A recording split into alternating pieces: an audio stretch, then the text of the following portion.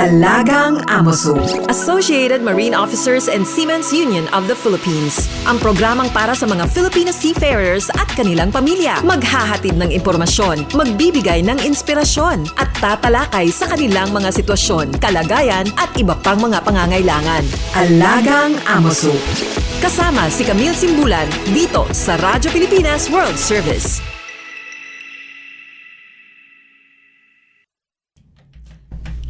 Magandang araw po sa lahat ng ating mga tagapakinig at welcome po muli sa Alagang Amoso, ang serbisyo publiko sa radyong hatid ng Associated Marine Officers and Seamen's Union of the Philippines o Amoso at ng Radyo Pilipinas World Service. Dito po natin pinag-uusapan ang iba't ibang programa at serbisyo ng Amoso para sa mga miyembro at dependents ng ating union.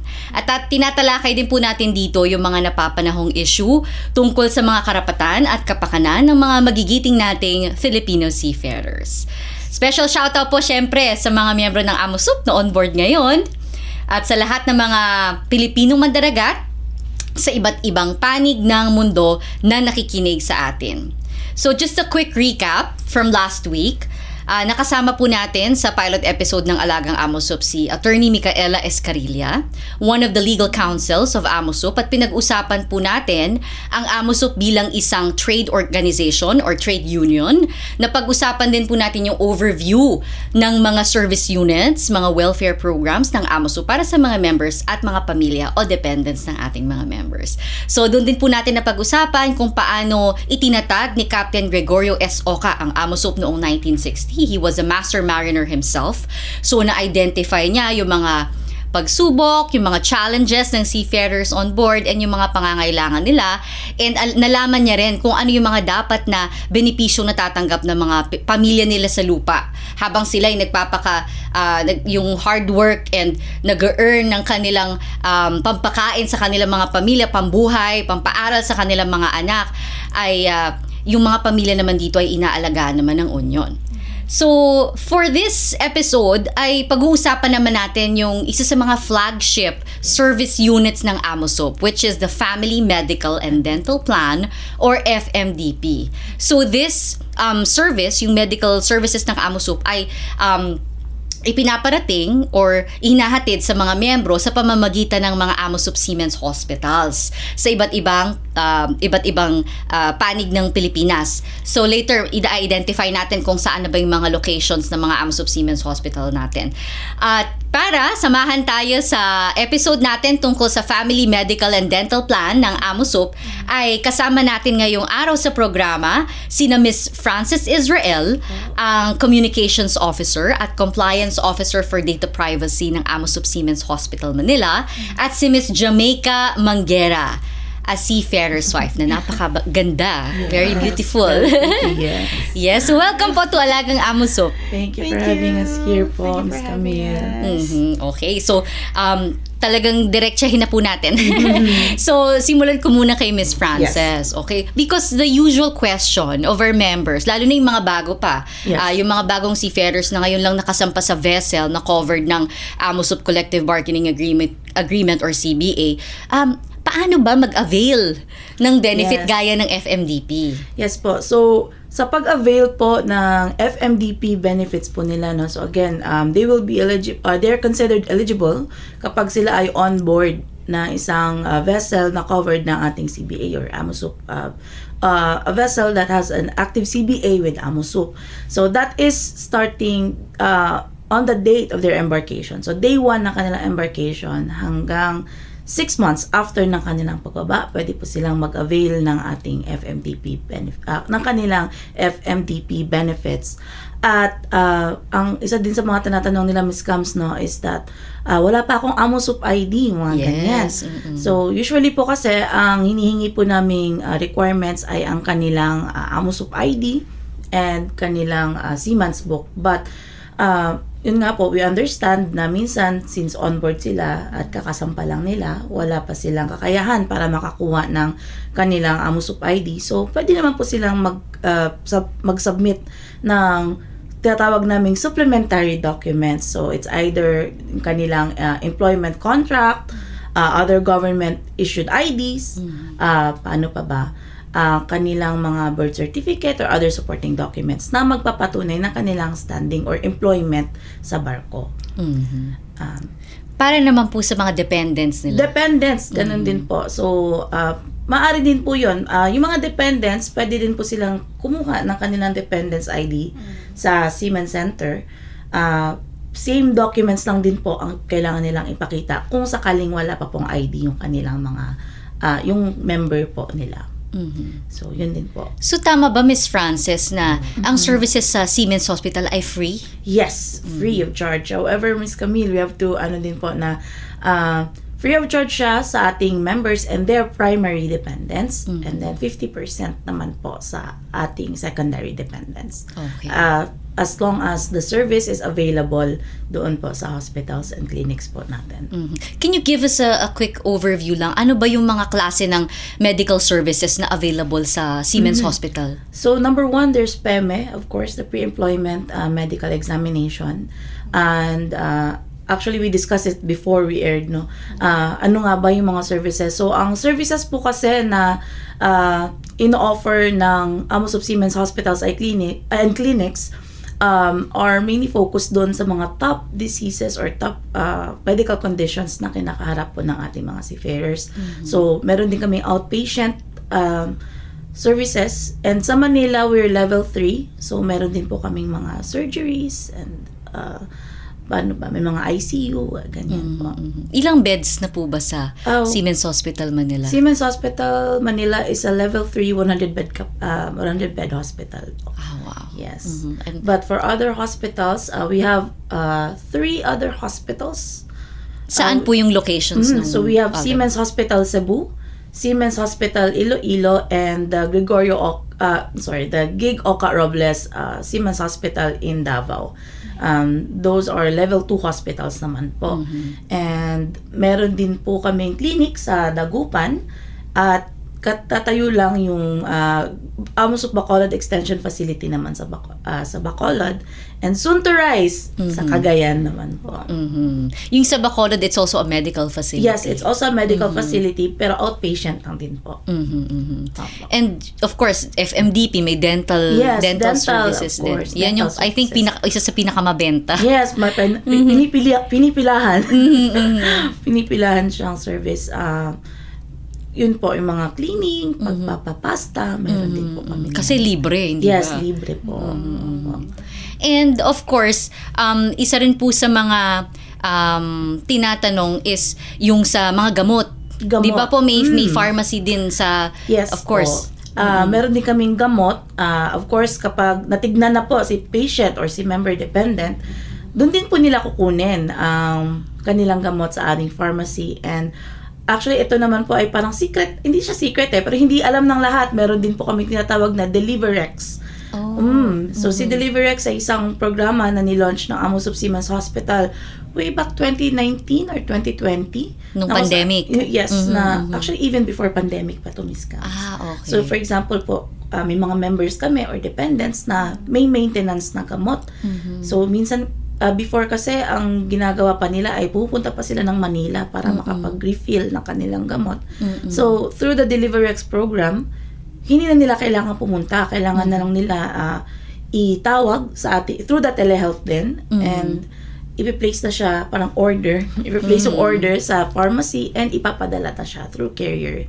Like, Grab, Lalamove, yung gamot. Pwede na yun. Yes, so Wow. hindi na nila kailangan pumunta physically. Oh, wow. That's good to know, Yes. Kasi laking bagay nung hindi ka na magbabiyahe. Yes, and of course, that time is luxury, di ba, ma'am? So, Yes. hindi na po siya, kaya po namin siya naisip na Thank you. i-launch. Thank you for sharing that with us. So yan, Deliverex. Yes. So kung gusto nyo pong isubukan yung service na yan, ay i-contact lang. Mamaya i-share natin yung contact Yes. details ng Amos of Siemens Hospital nila.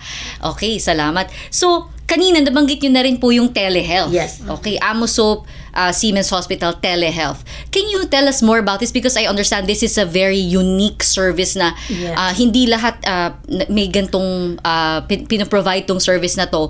Not just for seafarers na nasa lupa, pero yung mga nasa barko, pwede Yes. rin tong i-avail. Can you tell us more about the telehealth? Yeah, so our telehealth office or our telehealth program was launched also in 2019.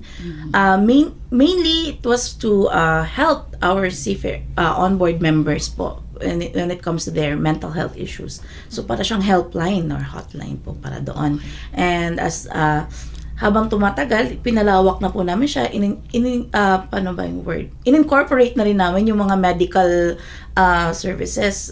So, ang kailangan lang po nilang gawin, mag-i-email po sila or minsan tatawag sa hotline. So, meron na po mga doctors doon na naka-assign po. So, That's very nice. And I think nasama na rin dyan yung mental health. yes, mental health po ang number one. So, yun nga po, may mga seafarers po kasi tayo na, of course, when they're far away sa kanilang families or especially during COVID-19. Yes. They're in a lot of stress. Parang malaking tulong yung telehealth sa kanila para lang din, bukod sa may makakausap, at least meron ding makakapag-advise sa kanila kung ano ba ang gagawin.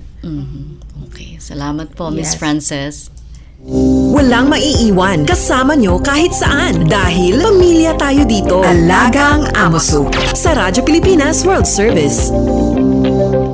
Okay, now let's move on naman to our other guest, Miss Jamaica Manguera. Yes. So welcome again to Alagang AMOSOP. Yeah. Salamat po sa pagsama sa amin ngayon. Yes, thank you for having me here. So, seafarer's wife. Yes. Medyo kilalanin po muna natin yung pamilya, yung seafarer's family ninyo. So, yung asawa niyo po ay gaano katagal na pong AMOSOP member? He's been a seafarer for almost or more than 12 years already. More than a decade na. Yes. Ever since po AMOSOP talaga siya? Yes. Okay. Kamusta naman po? Saan po siya ngayon? Nasa Pacific Ocean sila kasi last port nila was in Chile and they're going to Japan. So that's like a month of travel. So, yeah. At updated po kayo sa location niya. And also there's an app for that, a vessel finders. You're updated then. Nako, tip yan sa mga misis. There's a vessel finder so you can track your husband. Vessel finder. Ano po yung mga mga kailangan na detaling And you just i-input? have to input lang po yung type of barko, tapos meron silang flag, yung type of flag. So you just have to input that in the app and then you can track yung husband. Hindi lang siya for tracking purposes. It's just doing that. There are some cases kasi na some barko walang internet. So it's easy to check kung nasan sila. So that's very helpful. Yung safe, yung security kasi na, Yes. asan na ba yung asawa ko? Yes, kasi we started na through email lang. So, good thing nag-evolve na siya ngayon. So, meron ng internet even in the middle of Pacific Ocean. So, yung barko po ng asawa nyo, May internet. may internet. Yes. So, ano na pong rank ng asawa niyo? He is second officer po ngayon. Yes. And kumusta naman po yung experience niya as a seafarer? It's good naman and he's happy naman about it. So, yeah. Talagang dream niya po ba talaga maging seafarer ever since? Not really, pero he's enjoying it. Enjoying it, all the traveling, Yes. and of Yes. course Travel for free. providing for his family. Oh, wow. yes. Talagang swerte yung generation ngayon ng mga seafarers kasi nga may internet na nung araw daw kasi may mga nakakausap ako na talagang nagpapadala ng sulat. Yes. Tapos yung mga cassette tape na piniplay sa mga anak nila, di ba? Habang para hindi Tapos ngayon nakapag-FaceTime na kayo, lalo na kapag Yes, naka-shore correct. leave, hindi ba? Yes. Okay. So pag-usapan naman po natin yung experience nyo availing of the benefits ng pagiging AMOSOP member ng asawa nyo. Okay. So, sa hospital po kayo nanganak? Yes, dapat sa Siemens Hospital ako. Pero that time, nagkaroon ng lockdown. So, I have to do it around Cavite. Pero during all the checkups, we also have rin naman, messenger if you wanted to contact your doctor. There's a messenger that you can reach out to doctors. Very So for accessible. updates, even in the middle of pandemic, so Yes. parang meron siyang telehealth version but Yes. through chat. Okay. Yeah. Sino pong doktor nyo para i-shout out natin? Yeah, Dr. Villamar. Dr. Villamar! He's the Shout chief out. or head ng department head ng OB na. Shout out to Dr. Villamar. Yes, especially for the OB department kasi if I can just share with you, I'm just so happy with Siemens Hospital talaga kasi I'm working as a corporate company, and then of course there's HMO, diba? But there's limitation kasi in terms of amount and also the kung ano yung covered. So I really appreciate Siemens Hospital kasi everything is covered. And not just that, people are so nice. People are so nice. And then, one of the success story din talaga of me is that having our son Andy, kasi it took us like 5 years to conceive that baby kasi there are a lot of challenges, hormonal imbalance, PCOS, endometriosis, and all. Pero, praise God kasi Siemens Hospital Praise is God. there. And then, ang galing mag-alaga. Alam mo, there's empathy. You can feel that empathy towards the doctor. Not just like a consultation na parang walang heart. Meron yung care. You can feel the care talaga. Yung malasakit talaga. Yes. So, Andy is like that fruit of Siemens Hospital. I'm really, really, really thankful. Amusok baby pala si Yes, Andy. Amusok baby. Ilang taon na po ba? 2 years old 2 na years po old. siya. Boy. Yes. Okay. Mommy's boy. Boy. Yan. Tama naman kasi ever since talaga, hindi ba? Si Dr. Villamar, alam ko naabutan niya yung earlier days kasi alam ko nag-start yung Amusop Siemens Hospital Yes. sa Port area. Clinic lang siya before. Can you imagine? Yes. Hanggang sa napalaki siya ni Captain Oka into level 3 hospital. Level 2, level 3. Now we're 37 years. Yes. 37 years ng Amos of Siemens Hospital, Manila. Wow, grabe. They just keep on growing. Yes. Praise God. Yes. And of course, alam ko isa yan sa kultura talaga na sinimula ni Captain Oka before and tinuloy ni Dr. Conrado Oka ngayon na yung culture of family. Yes. Yes. Na hindi lang tayo nagbibigay ng serbisyo dahil kailangan, pero dahil pamilya natin to, the extension ng pamilya natin itong mga seafarers and their families also. Kasi hindi ba tinatawag nga natin na modern heroes yung mga seafarers natin. Lalo na nung pandemic, Yes. naput sila sa spotlight kasi yung buong mundo, tigil lockdown. Pero yung mga seafarers, kailangan pa rin kumain, kailangan pa rin magtrabaho para mahatid yung mga products from Yes. point A to point B, including the vaccines. Yes. Di ba? Yes, and sabi nga nila, Ma'am Camille, yung sinasabi na kapag nasa dagat ang seafarer, Amusop naman yung nag-aalaga ng pamilya nila dito sa lupa. So I think that's one of the reasons why we really take care of. Yun nga, sinasabi ni Ma'am kanina na hindi lang siya basta consultation lang, kundi may puso. Kasi dun yung term ng alaga. Ayan. na natawag. Alagang amos. Yes. And speaking of alagang Amosop, I just wanted to also commend yung Amosop din. And kasi during pandemic, di ba, hindi makakalis yung mga seamen if not Pfizer yung So they really pushed na bigyan ng Pfizer, i-prioritize yung mga seafarers. And that's very nice of them to do that. Kasi pag sinasabi nila, pag hindi to nakaalis, kawawa yung mga family nila. And that's so kind. That's really pure-hearted na parang it's not just about like isa-isahin mo lang sila. They really care about the seamen talaga. Of course, hindi lahat alam yung work that Dr. Oka and her Yes. officers put into that. Really talking to the government officials.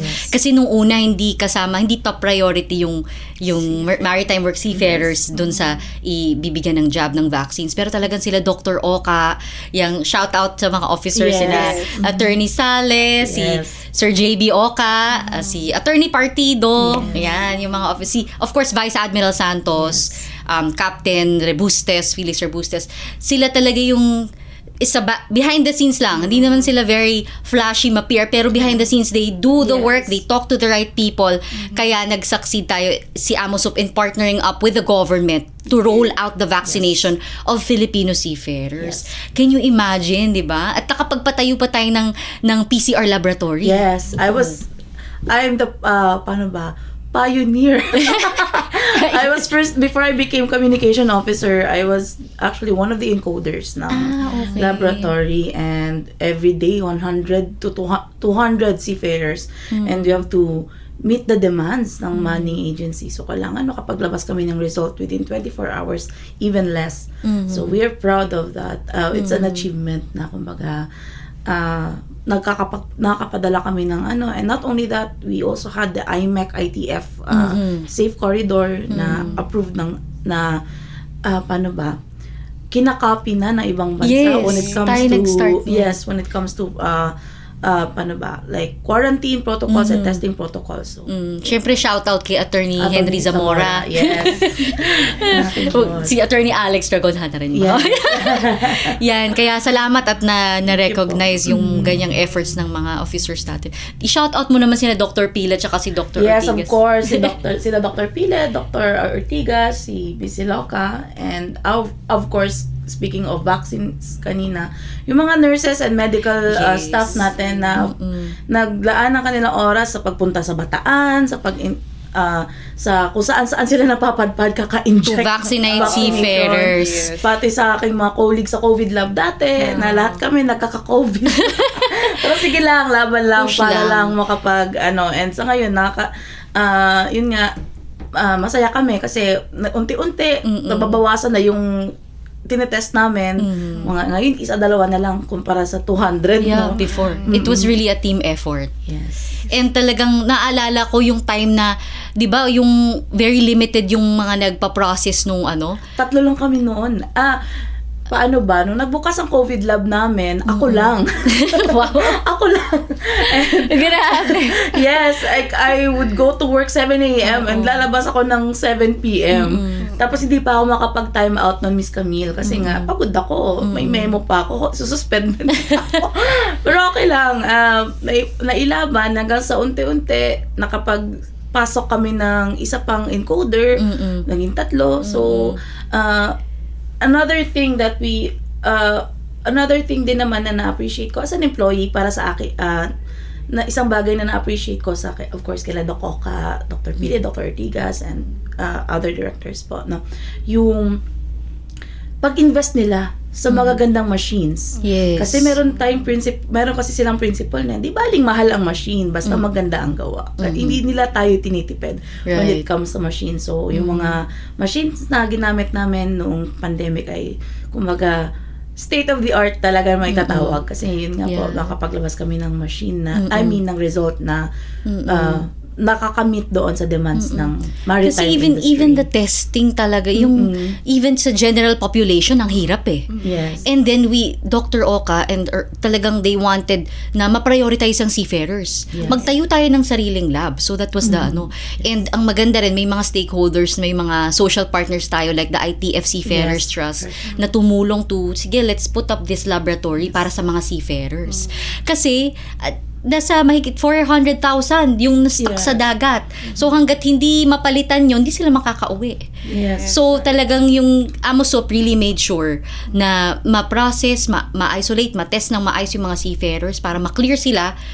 Yes. Para makasampa uli. Ano ba experience ng family nyo nung pandemic? Nasan yung asawa mo nun? Na-stuck ba siya? Nasa lupa po siya noon. Aha. Pero yun yung na-appreciate ko nga po kasi yun nga ang hirap makahanap ng vaccine. So isa yun na ano siya na avail niya. And nakasampa siya during pandemic. So that's really nice of Siemens Hospital to do that. Very appreciate. Kasi parang naman pag they're not on board but they don't have that salary. So tas pandemic parang sabi ko, oh my God, parang nakakapos sa sarili. Yes. And then the empathy of the Siemens Hospital to do that and all the management and yung people managing it, talagang we really appreciate it. Yes. Salamat po. Gano'ng katagal po naghintay si Sir Medyo matagal din. Umabot din po siya ng 6 months. 6 months. Mhm. Actually, sa Sailors Home naman namin, which is another service unit na i-discuss natin in future episodes, may mga na-stranded din po tayong seafarers dyan na, of course, nag-lockdown, di sila makauwi sa mga provinces nila. So, ang nangyari, kinupkup sila ng Sailors Home, nag-provide ng food, alam ko may medical check-up pa sila Yes. from the Seamen's Hospital. Kinikwento nga ni Attorney Henry Zamora dati, kapag may nagpa-positive siya, pa ang mismo sumusundo. Oo. Yes. Para lang maidala sa Sailors Home. Pero ganun. Isa pang nakapartner natin ng Overseas Workers Welfare Administration, Yes. OWA. So, para dun sa Balik Probinsya program. So, katuwang din nila yung AMOSUP dun. Kaya talagang, reliving the, of the, Yeah. buti talagang nalampasan natin Yes, yan together. So, yun. So, maraming salamat po sa sharing ninyo. Okay. At least now, thriving na uli. On board na si Sir. Correct. Mhm. So, yung anak niyo po, COVID baby ba? Yes, COVID baby. COVID baby. So, lockdown po nung pinanganak Yes. siya. Kasi dapat nakaschedule na kami for Operation CES sa Seamen's Hospital. Tapos, come lockdown, di kami makadaan. So, sa Cavite na lang kami. Pero, yun. It's, all the check-ups, everything is covered. Wala kang babayaran, just have to go there. Magsipag ka lang magpa-consult. You're good to go. Yung parang ganun. So, yung mga follow-up check-ups po sa Seamen's Hospital Seamen's na po. Hospital na. Even including yung mga consultations ni baby. Ganun. Every time magkakasakit si baby, o sipon, dinadala ko na siya sa Seamen's Hospital agad. Sino naman pong pedya nyo? Nakalimutan ko yung video niya. Hindi.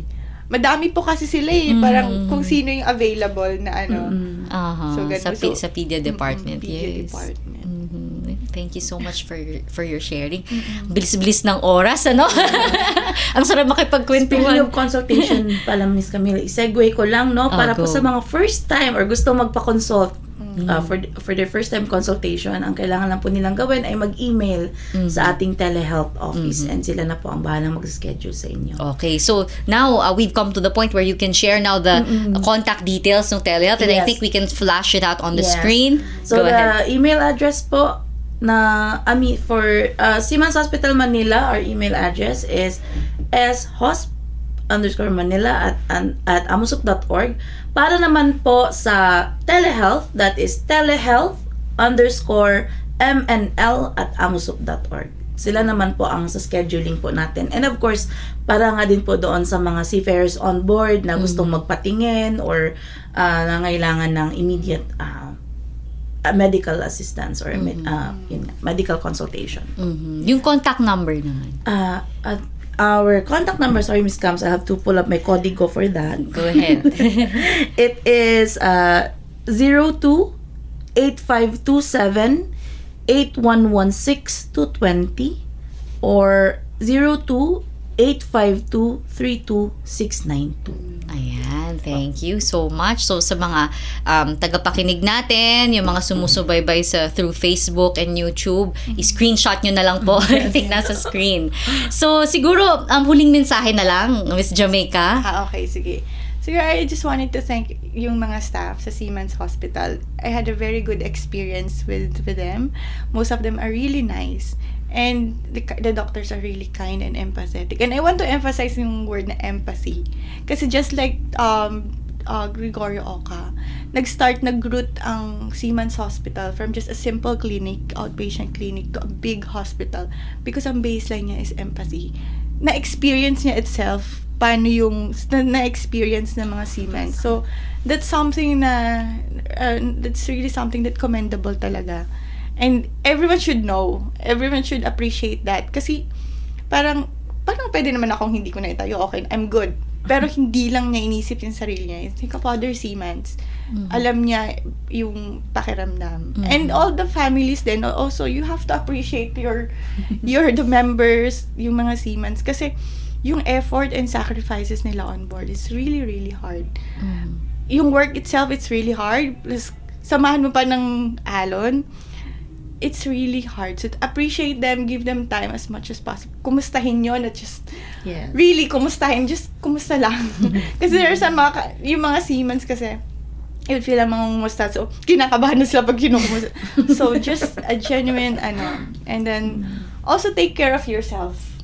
Kasi, although covered ng Siemens Hospital yung mga laboratory, pero it's still important to take care of yourself. Kasi, it's also yung nararamdaman din ng mga members on board pag nagkakasakit tayo. It's really painful for them also. So, yun, thank you for Siemens Hospital for saving our lives and for saving our savings kasi we don't have to spend any money and everything is covered. Top-notch facilities, kind staff, and doctors. So, thank you so much. Thank you so much for those nice words. Naiyak ako. Ikaw naman, Miss Frances. Ayun, for so words. again, thank you ma'am sa nice words. And as a staff din ng AMOSUP Siemens Hospital, and actually, sabi ko, nakwento ko nga sa kanya, dependent din ako for almost 17 years. So, I also feel, I understand how it feels to be a dependent or maka-benefit nga doon sa services ng AMOSUP Siemens Hospital. And para naman po doon sa ating mga dependents, always know lang that we are doing our best to achieve our purpose or our mission to give you the best quality healthcare that there is. So, kung meron man kaming konting mga pagkukulang, sana ay maunawaan niyo. But again, we are doing our best po. And thank you so much po sa inyong inyong walang sawang suporta, and again, sa hard work po na inyong binibigay. Huwag kayong mag-alala. Kami po ang bahala sa inyong families when it comes to your medical needs po. Okay, maraming salamat po sa nakakaantig na episode. Thank you so much, Miss Jamaica, for your sharing. Thank you for your time, Miss Frances. So, sa mga tagapakinig natin, see you all again next week sa isa na namang episode ng Alagang AMOSUP. Mabuhay po ang Pilipinong Mandaragat. All aboard sa talakayan. Palalimin pa ang inyong kaalaman. Alagang AMOSUP. Dito sa Radyo Pilipinas World Service.